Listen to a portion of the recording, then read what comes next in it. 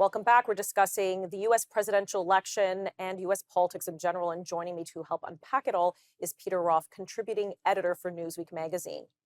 Peter, when President Donald Trump was confirmed at the recent Republican National Committee convention, the Republican convention, he also in that convention confirmed who his running mate would be. That's his choice.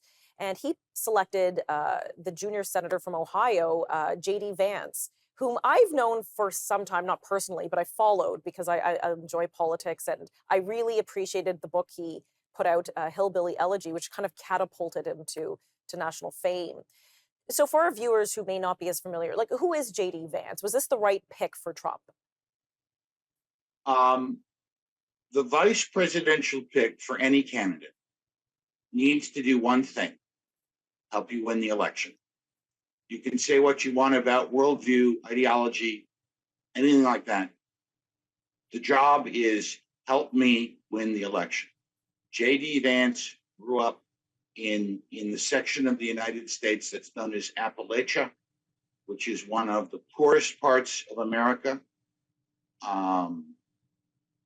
He enlisted in the Marines on 9/11 or after 9/11, went to college and Yale Law School on the GI Bill, became a venture capitalist, made a lot of money, and then wrote a book about his life story, which is entangled in the way that the labor union control of the Democratic Party in the states of the Rust Belt and the Coal Belt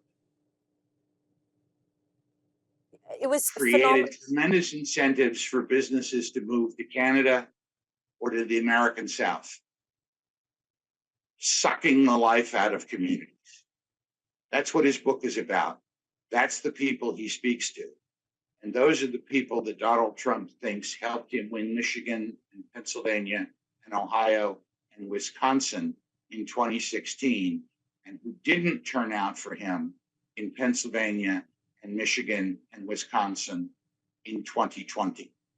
Vance's job is to get those voters to come back and give Trump those states. And to your point, Ohio was always this big toss-up. A lot of the Midwest states are. And it's interesting. On one hand, JD Vance, with his accomplishments academically, brings intellectual gravitas to the ticket. But yet he comes from such humbled, troubled beginnings. I mean, his mother is now recovering or has recovered as a heavy drug user, like so many in that very economically suppressed area of the country are. To come from that kind of background where really you have very little chance to succeed and to accomplish what he has, it's just amazing. It is a compelling personal story. It is a compelling personal story that relates very well to those key voters in Michigan, Wisconsin, and Pennsylvania that Trump thinks he won in 2016, didn't have to the same degree in 2020. Vance is there to help him win the election. Now, if Vance were a Democrat, he'd be on the cover of Vogue. He'd get the John Edwards treatment.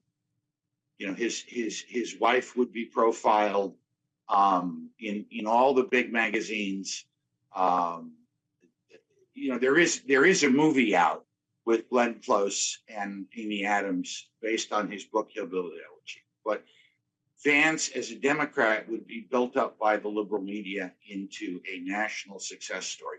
Vance, as a Republican, the national governing media complex keeps him kind of under wraps because they don't want people to know that the values of hard work and education and being serious about life and not looking to government to solve all your problems is a way out of enormous poverty. I mean, the message that JD Vance's life story sends, that it is still possible for any American to start in the humblest place and achieve and acquire tremendous wealth and success, is very much in very much in line with Trump's thinking, but it is also a needed boost to the people who still believe the American dream exists. Yeah, absolutely. And to note that also his wife, who's a child of immigrants, Usha, she was a daughter of immigrants rather, and she herself, accomplished that American dream. Came from relative okay upbringing, but again, a child of immigrants, went to Yale Law, met her husband there. Uh, she's a vegetarian. She's a woman of color. Brings a different dynamism to that ticket as the spouse. We're going to pick up this discussion in just a moment.